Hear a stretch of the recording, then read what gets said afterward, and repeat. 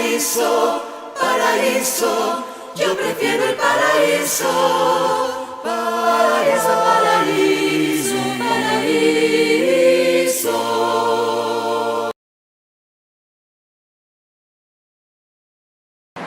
La Iglesia de León siempre.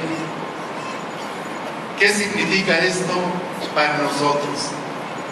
Significa sembrar la semilla del Evangelio, primero en los campos que son connaturales a Jesucristo y por lo mismo a los cristianos, es decir, la transmisión de la fe, tarea educativa de la Iglesia, la vida sacramental, la vida de santidad, la liturgia y la misión evangelizadora en la caridad, lo social o el humanismo cristiano.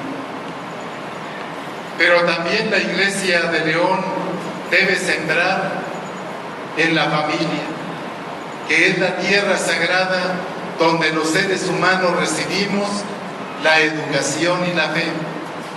Es la célula más importante de la sociedad y patrimonio de la humanidad.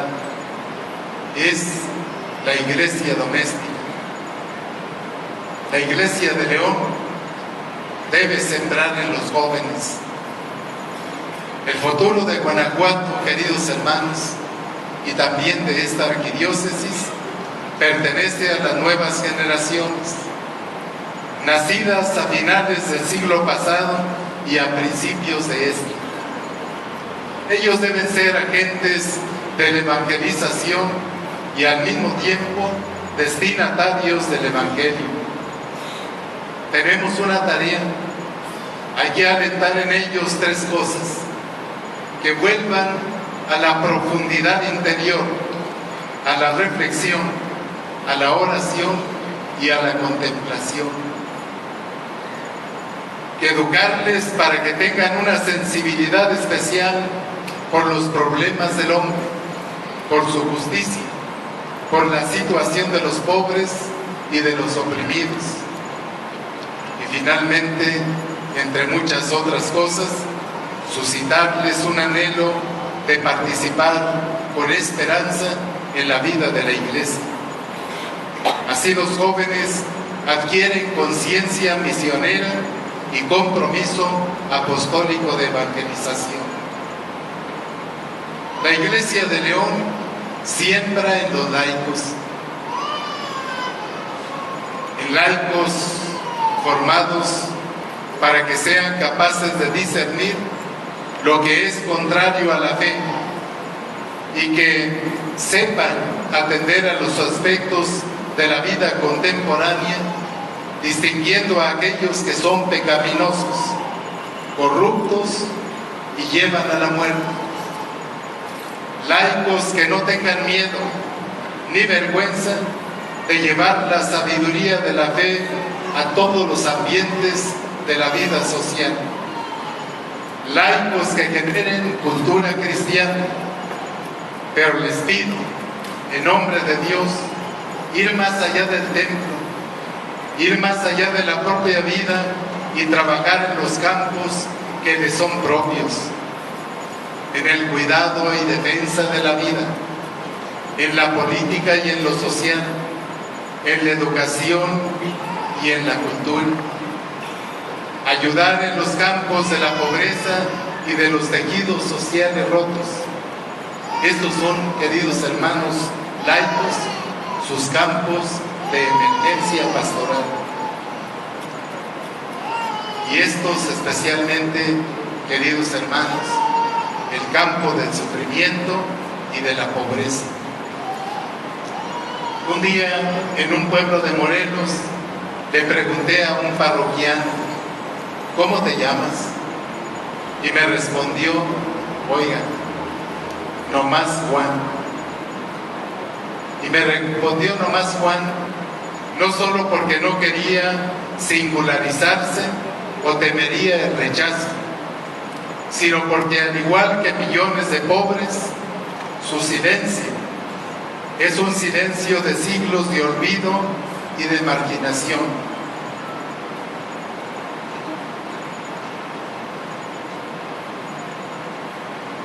Ellos son los que nos deben dar los criterios y la llave para interpretar la realidad y las necesidades. Los que andan en la calle, aquellos que van al templo y también los que no van. La Iglesia de León siembra en los sacerdotes y en las vocaciones, formando a pastores según el corazón de Cristo, ministros con rectitud de vida y con corazón de discípulos misioneros. Pero hay una cizaña sembrada en el campo de la Iglesia que se llama indiferencia religiosa o increencia cultural de los católicos. ¿Qué es esto? Son los modos de vida que la gente asimila en las culturas circundantes y que lleva a muchos hombres de hoy a vivir como si Dios no existiera o a conformarse con una religión vaga, incapaz de enfrentarse con el problema de la verdad y con el deber de la coherencia. A esto hay que añadir la pérdida del sentido trascendente de la existencia humana y el extravío en el campo ético y moral, incluso en los valores fundamentales del respeto a la vida y a la familia. Esto, como hijos de la Iglesia, debemos responder a la pregunta: ¿en qué medida estamos también nosotros afectados por la atmósfera del secularismo y del relativismo? ¿Y qué parte de la responsabilidad debemos reconocer también nosotros frente a la desbordante indiferencia de los católicos por no haber manifestado el verdadero rostro de Dios a causa de los defectos de nuestra vida religiosa, moral y social? Sembrar, queridos hermanos, también requiere, además de lo anterior, planear la pastoral,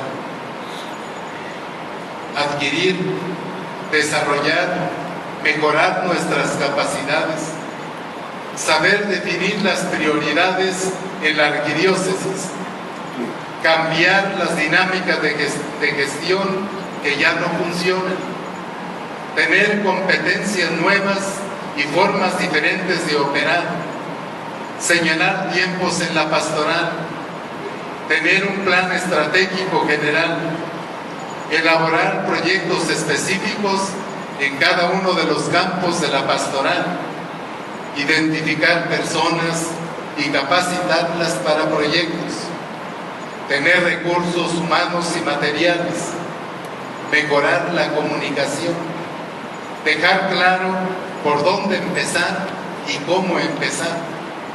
Esto nos llevará a que el plan de pastoral sea una respuesta a la realidad, iluminados y ayudados por Aparecida, cuyo corazón es la misión.